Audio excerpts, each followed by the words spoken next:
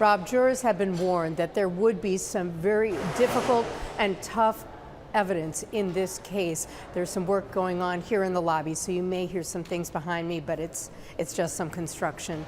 So they were warned that some of the evidence in this case was going to be difficult, but they were supposed to stay focused on the facts of the case, so when they deliberated, they would know what to do in terms of a verdict. For the family of late Chicago police officer Andres Vásquez Lasso, some of today's evidence was too much to view. Today is the third day of the trial against Stephen Montano. He's accused of murdering Officer Vásquez Lasso in March 2023. Montano was shot once in the chin. Today, Commander Patrick Kinney testified about the video recovered from Officer Vásquez Lasso's body-worn camera.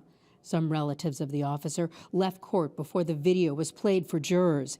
In the brief video, the officer is running, and the video is frozen as someone turns and points a gun at the officer.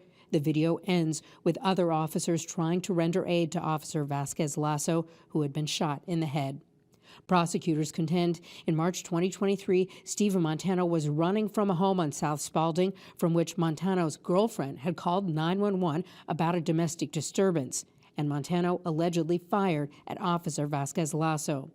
Attorneys for Montano contend this was a tragedy, and Montano made a bad choice, but it wasn't murder. An Illinois State Police evidence technician testified that 5 fired bullets were from a Glock handgun found next to Montano. The technician further testified that 2 fired bullets came from the officer's weapon. Chicago Police Sergeant Kevin Norris testified about evidence on the scene, including the weapons, bullets, casings, and blood. The widow of Officer Vásquez Lasso was in court, but she looked down at the ground as the evidence was shown to jurors.